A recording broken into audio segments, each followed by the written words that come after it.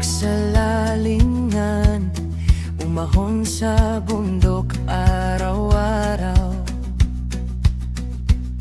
Bitbit ang pangarap sa daang mabato at banayad.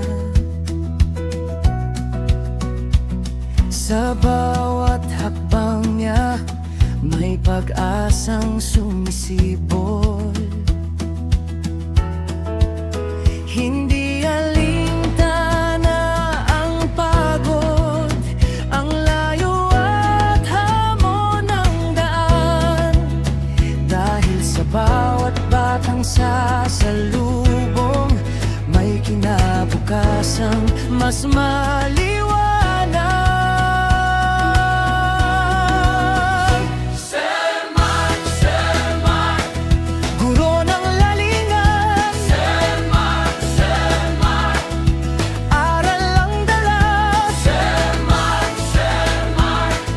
Sa piling ng bata, pag-asa ngayon ang kaniyang gawa.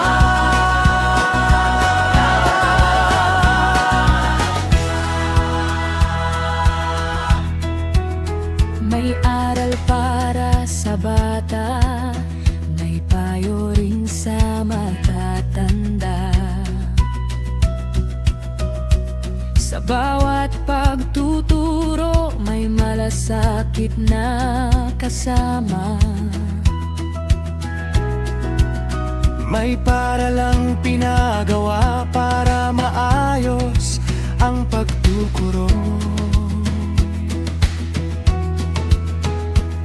Uniforme at tsinelas, ibinahagi niya sa mga puso.